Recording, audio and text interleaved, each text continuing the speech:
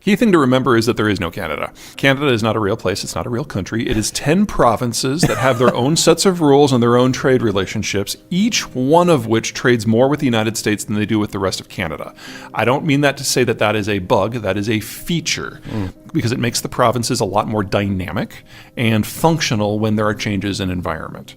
Number one, don't think about what is good for Canada. Think about what is good or bad for Ontario or Quebec or BC or Alberta.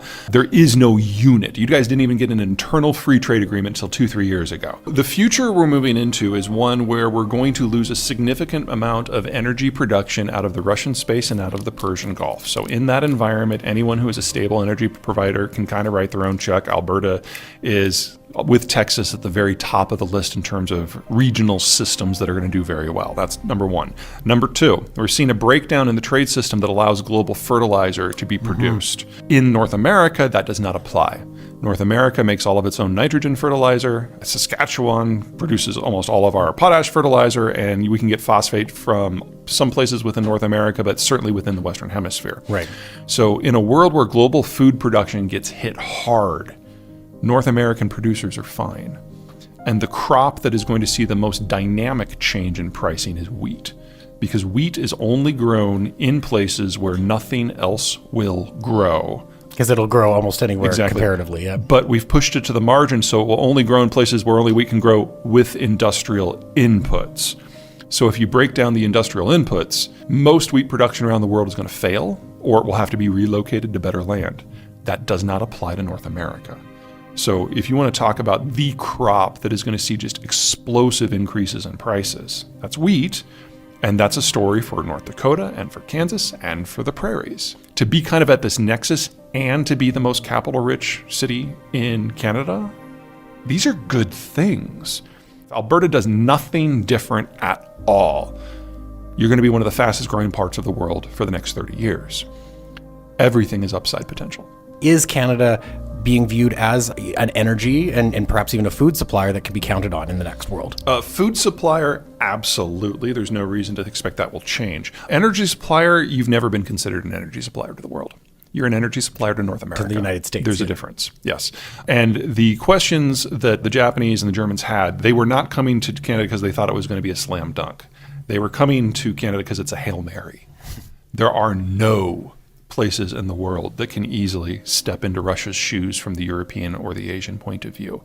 And honestly, I don't think the Germans or the Japanese were very hopeful when they arrived in the first place, because let's be honest, you are not a country, you are 10 provinces, which means for Albertan crude to get out, it has to either run through British Columbia. Oh my God, I mean, the BCers, we're about to get a new pipeline there with the Trans Mountain expansion. I would not hold your breath on that one, because just because the federal government has kind of given in to allow it to happen, the political coalition that is supporting the minority government is not in favor of that.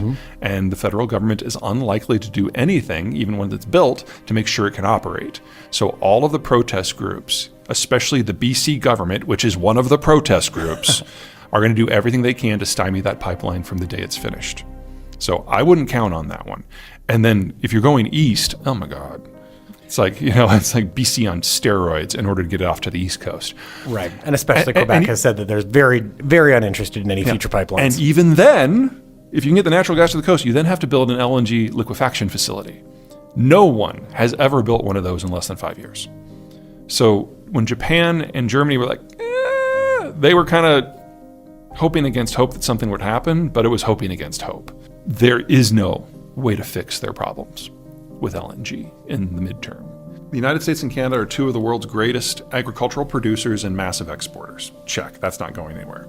The North American system can provide for its own input system for agriculture, so it's not going to go anywhere at all. Canada and the United States are two of the world's largest energy producers and processors. That's not going anywhere. So already the basics of civilization look pretty good. We've got ocean moats. We don't have to worry about an invasion. Check. Our demographics. The United States is the healthiest demography in the advanced industrial world. Mexico is the healthiest demography in its peer class. And Canada has the best record in the world, bar none, for attracting people in their 20s and 30s via immigration. Those three together make North America by far the best demographic picture on the planet. So our capital structure is more or less stable. Our consumption base is fine. Our weakness is in manufacturing. Because of the shale revolution, the United States is very good at low-end manufacturing. Heavy chemicals, plastics, that sort of thing, because we have the cheapest inputs in the world. Right. We're also, because of our educational system, the best at the high end. That's where Canada competes, and not well. In the middle are the Mexicans. Right. Everything from heavy machinery to automotive, they excel. So the challenge moving forward is the other stuff, the stuff that we've largely farmed out to East Asia. On the low end, the materials processing, that's primarily a China story. I'm really not worried about the long-term picture, because we're talking about, when you want to turn lithium into metal or bauxite into aluminum, this is 1920s technology. This is not hard. It's not even very expensive. You just have to take the time to build and site the industrial plant, and you don't do that overnight. So it's probably going to take a shortage to force us to do it, but it would already be far more cost-effective to do it on the U.S. Gulf Coast than it is in China. So I'm not too worried there. I'm worried about electronics. Right. Electronics, computing, cell phones, that sort of thing. The thing with electronics is there are so many pieces of different quality sets that require different labor forces, some of which earn $1 a day, some of which earn $1 a second, in close proximity. So in North America, particularly on the Texas-Mexican border, your average car, the pieces are crossing 5 and 6 times before you get your finished vehicle. That's an industry where we found a way to make it work. Electronics is a lot more complicated than automotive. And the disconnect, the delta between the low end and the high end labor required is much bigger. Right. And so you need the Japan, Korea, Taiwan, China, Vietnam, Indonesia, Thailand. You need all of them to do it at scale. That's going away. The only place in North America where we even theoretically could do that is the U.S.-Mexico border region. And maybe if we loop in Colombia for the really low-end stuff. It's not a natural fit like Southeast Asia is. And so that is going to be the biggest adjustment for us, is how to build electronics at scale without that sort of differentiated labor system. And I do not see many opportunities for Canada to play in that space at all, because the Canadian border is with the United States, which is